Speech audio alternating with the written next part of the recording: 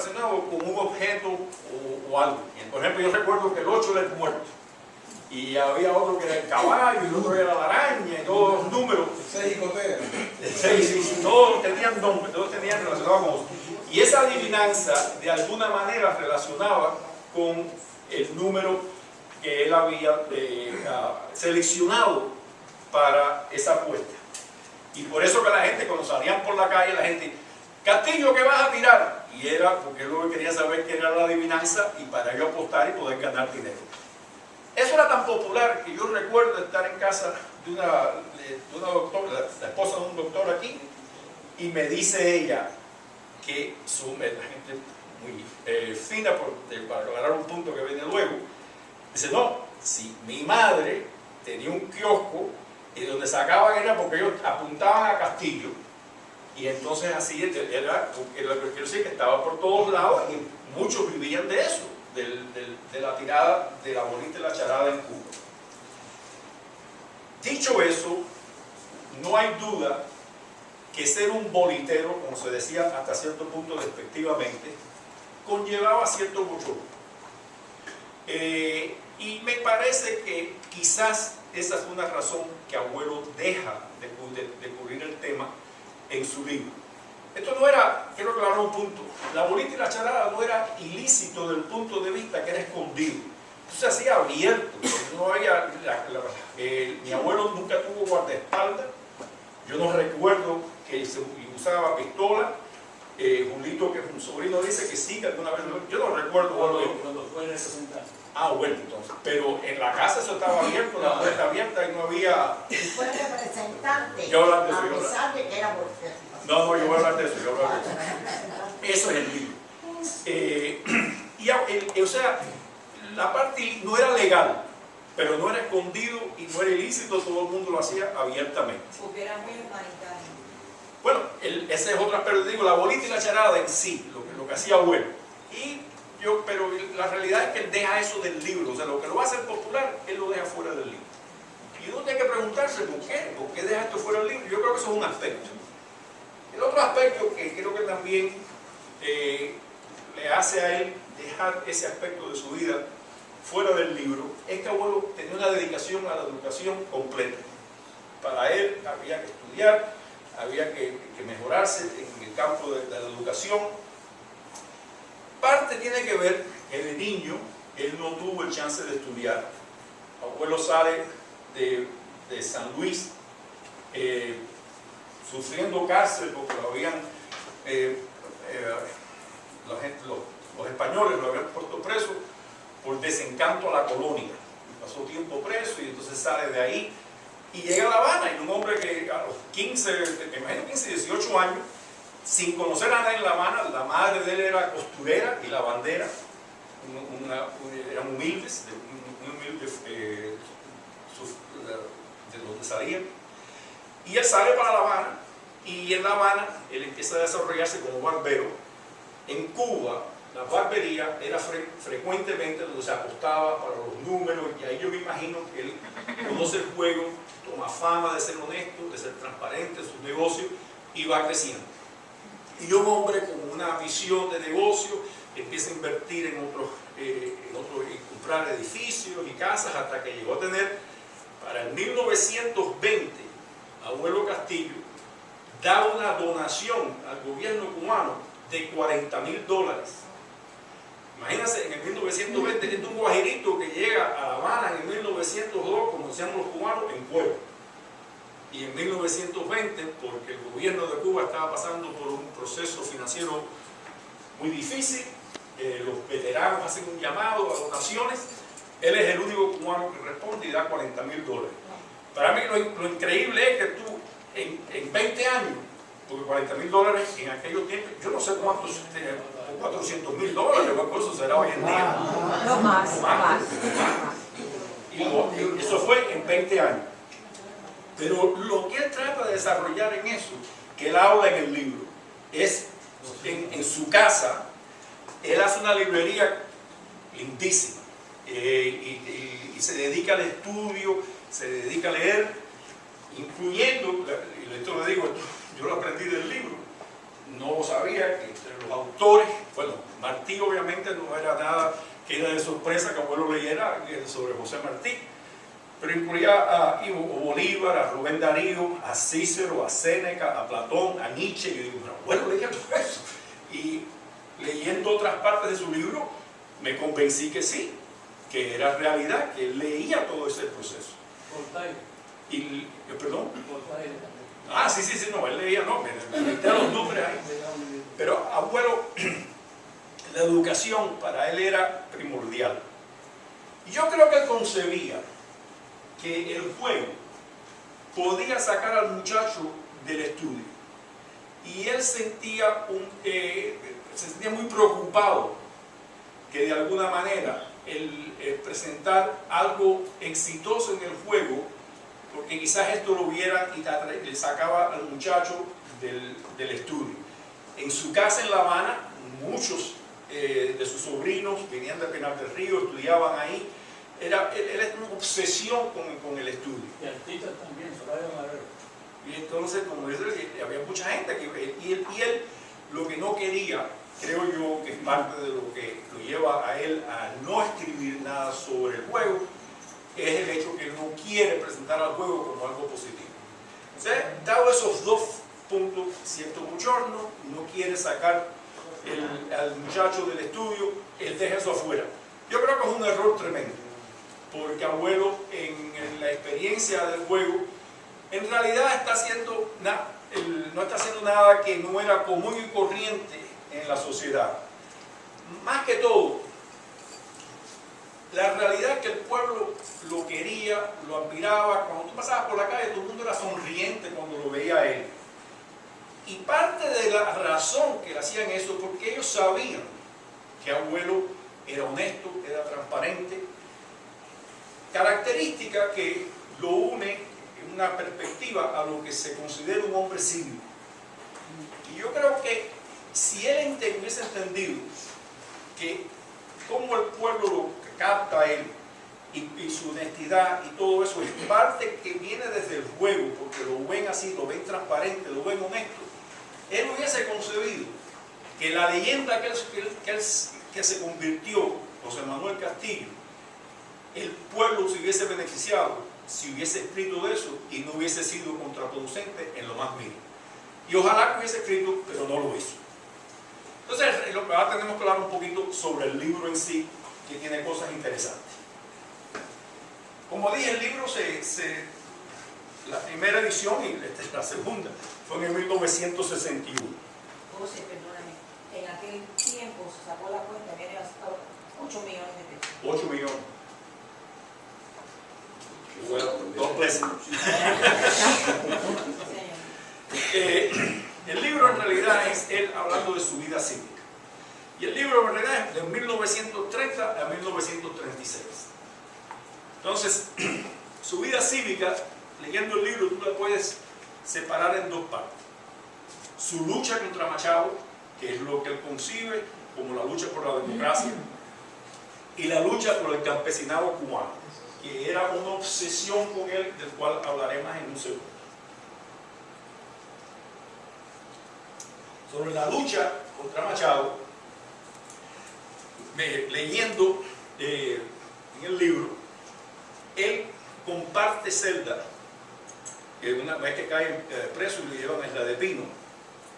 Voy a nombrar ciertos nombres aquí, con Eduardo Chivás, Carlos Prío Socarrás y Aureliano Sánchez Arango. Estos son tres nombres muy conocidos en Cuba. Carlos Prío Socarrás fue presidente.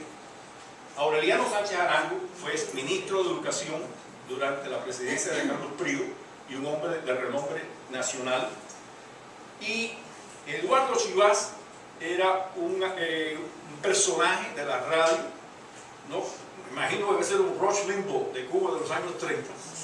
Y era un individuo, un activista.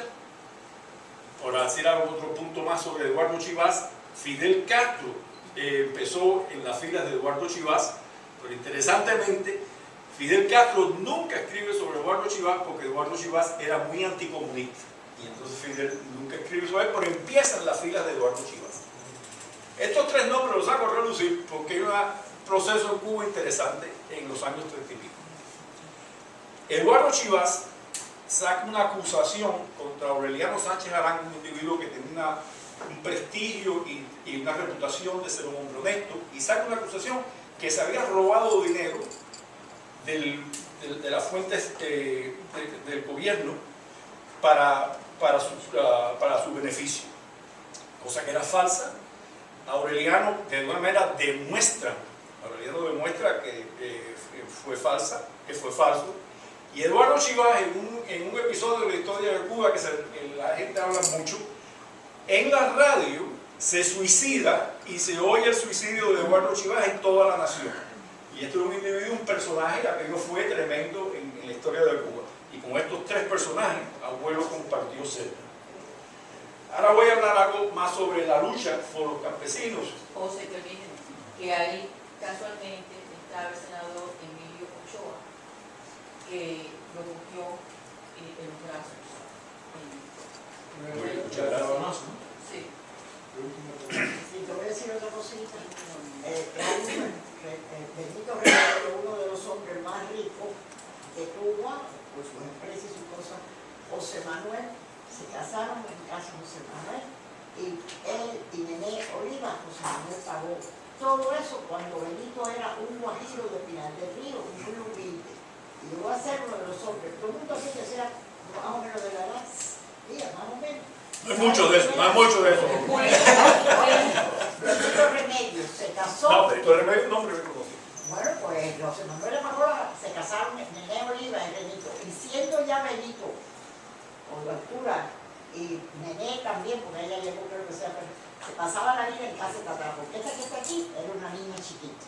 Y en esa biblioteca que tu abuelo tenía, esta que sea aquí, se sentaba en el buró de José Manuel, siempre, y ese venía a hablar conmigo cuando yo me pasaba. Nosotros todos los sobrinos de José Manuel por ambos lados vivíamos en casa de Tatá, todo el mundo metido. Muchas gracias. Oye, pues ya tú sabes lo de Benito Remedio cuando te hablan. Le pagó la boda para a Nené Oliva y ellos, que son pinareños. No sé de qué parte de Pinar del Río, pero allá. Bueno, hablar de Pinar del Río, porque él, yo creo que determina su ambición y su obsesión política es su deseo de ayudar al campesino. Eso era algo que era para Abuelo era una obsesión, y él se identificaba mucho con el campesino. Yo recuerdo en La Habana que él siempre andaba con un cuchillo, una funda en la espalda aquí. Y él decía que, yo me acuerdo que era muy típico del guajiro cubano, ponerse un cuchillo en la espalda con la funda. Y la razón del cuchillo era porque cuando fumaba un tabaco le cortaban el tip del tabaco con el cuchillo. Y eso era el sello que él tenía para identificar que él era guajiro, y él quería que todo el mundo supiera que él era guajiro. Bueno, Y usaba huila para tomar café. Huira, yo tomé café de Huira en su casa, ¿cómo no? Sí. Abuelo considera que el campesinado en Cuba fue abusado. Yo quiero, aquí en su libro, cómo él describe. Dice, al iniciarse la República, la ola voraz del latifundio comenzó a envolver toda la isla, condenando a nuestros campesinos a una vida de penuria y miseria sin paralelo. Ese era, en el fondo de él, eso era lo que él sentía y lo que él quería arreglar. Él se preocupaba por los guajiros constantemente, y aquí otra cita de él del libro. Mi constante preocupación por el destino de nuestros campesinos y de nuestra agricultura era lo que lo mantenía él, y no lo mantenía, pero era la guía de su perspectiva cívica.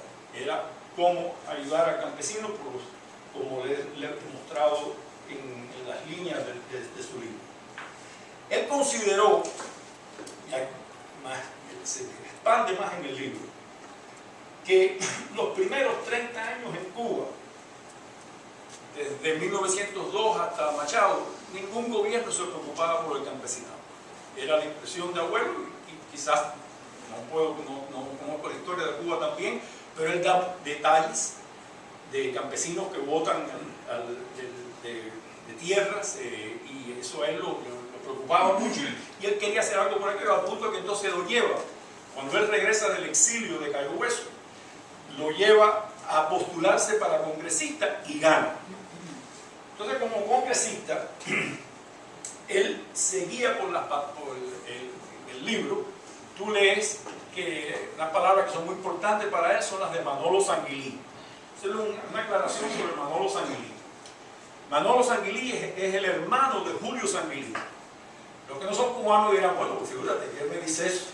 Pero Julio Sanguilí era uno de los patricios de la isla, que toma fama porque hay un rescate muy famoso en Cuba, donde los españoles lo capturan a Julio Sanguilí y los mambises, los que luchaban contra los españoles, lo rescatan. Hago esta historia porque hay un médico en el Mercy que tiene más de, bueno, no vamos a decir la edad, pero tiene cientos años. Y en Cuba eso del rescate de Sanguilí sale, vaya, era de niño siempre estaba hablando del rescate de Sanguilí. El doctor Barquet, que es el que me refiero, dice que él, de nuevo graduado de medicina, en el Calixto García, creo que era en La Habana, trató a mambises a un mambí que estuvo en el rescate de Sanguilí. Y dice que el señor le decía, mira, eso es un trillito que los españoles iban por ahí, lo sacamos y hubo problema. Pero Manolo Sanguilí, el hermano, se convirtió en un orador muy reconocido y respetado en las primeras 2 décadas del siglo XX en Cuba. Y Abuelo cita aquí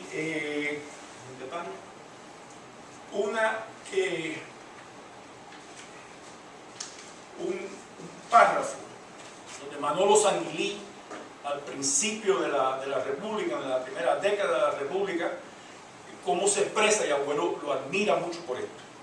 Dice, aquí, Manolo está hablando ahora de Manolo Sanguilí, aquí en el fondo está planteado un conflicto posible entre la libertad y la opresión, entre la libre competencia y los monopolios, cuyas consecuencias pueden ser la tiranía del capital con el predominio de los trusts o la tiranía del Estado de la masa en todas las posibles manifestaciones del socialismo. O sea, Sanguilí se preocupaba de qué sucedía si las necesidades del suelo de Cuba no respondían a las necesidades del campesino. Y él lo que veía era o la tiranía de los latifundios y el trust o la tiranía del socialismo. Yo creo que Ayahuelo aceptó aquello y fue parte de lo que lo lleva a proponer diferentes leyes, incluyendo una ley de reparto de tierras que el gobierno que él consideraba había vendido ilícitamente a diferentes terratenientes o extranjeros o lo que sea, y Abuelo quiere arreglar eso. Esa ley no pasa, y él le llama las leyes que él propone en el año, creo que fue 36, él lo llama con la revolución del Congreso, el que propone estas leyes, pero no llegó a nada. Parte de lo que hago esta anécdota, porque luego, hace 10, 15 años, un pariente de Camagüey manda una copia del periódico Granma. En ese Granma identifica y dice, y el bolitero Castillo trató de hacer reforma agraria y lo acusaron de comunista. Eso para que tú veas que no iban a cambiar nada. Eso sale en el Granma, hablando de que Abuelo lo que trató de hacer, obviamente, Granma lo está tratando de poner desde el punto de vista que en Cuba no se iba a resolver esos problemas, que se necesitaba algo radical como Fidel Castro, lo cual es falso completamente, porque sí hubo cambios después. Abuelo lo acusaban de comunista, pero lo acusaban de 10.000 cosas. Él siguió adelante convencido de su necesidad de ayudar al campesino. Esa necesidad, yo me pregunté, dice, tú tienes que tener, dado que él tenía tal afán por estudiar, por leer, por aprender, alguna base intelectual que le permita a él, no solamente la parte sentimental de querer ayudar al campesino, no solamente la parte fiscal de decirle, darle la tierra para que ellos puedan desarrollarse, pero hay algo más de ideología que lleva a vuelo esto. Y hay un párrafo que él cita al escritor francés Taine, T-A-I-N-E. Desgraciadamente tengo que divulgar que para mí era nuevo el nombre, pero aparentemente lo leí sobre él, un hombre muy conocido del siglo XIX, escribió mucho de la Revolución Francesa. Y esto lo abuelo al punto, este autor le fue de tal conmoción a abuelo, que él dice que él la recitaba de memoria. Y déjenme leérselo para que ustedes vean cómo se puede explicar la ideología de abuelo hasta cierto punto. Dice abuelo, citando a Taine: si la civilización es mala, la sociedad es peor, porque al consolidarse destruye la igualdad primitiva y sus dos instituciones principales, la propiedad y el gobierno, son usurpaciones. El primero, que habiendo cercado un terreno, tuvo la ocurrencia de decir esto es mío, y encontró gente bastante simple para creerlo, fue el verdadero fundador de la sociedad civil. ¿Cuántos crímenes, guerras, asesinatos, cuántos horrores y miserias no hubiera evitado el género humano? Aquel que, arrancando el cercado y cubriendo los fosos, hubiera gritado a los semejantes: guardaos de escuchar a ese impostor, estáis perdidos si os olvidáis que los frutos son de todos y la tierra no es de nadie. Tú lees eso y se puede interpretar de varias maneras, pero hay una que yo creo que es de la manera que resalta. Si te das cuenta que Taine es un francés y lo que está citando es a Jacques Rousseau. Jacques Rousseau se enfrenta a los intelectuales de la época de la Iluminación y presenta una idea completamente diferente, retando, como ellos ven, al progreso. Al punto que Rousseau y Voltaire tienen varias cartas de acrimónico, que entre ellos dos, Voltaire viendo el progreso, viendo la posibilidad de más libertad mientras más acceso tú tienes a diferentes áreas de la sociedad. Rousseau viendo que el quitarte de tu parte primitiva pierdes todo el derecho a ser libre y a ser feliz. Ahora voy y lo llevo a José Manuel. Para mí hay dos tensiones aquí. Existe lo que él cita a Manolo Sanguilín, un hombre que lo que le tiene deseo de parar el latifundio, parar los abusos, pero ofrecer una oportunidad, ofrecer un futuro. Taine lo que está presentando la idea de Rousseau es algo ideal que te atrae, hasta se te seduce a vivir en el campo, en lo primitivo, en el cual no existe influencia de la civilización. Y yo creo que bueno, está jugando con esas dos ideas y creo que cae más en la idea de Sanguilín. Pero de todas maneras, esa es parte que explica o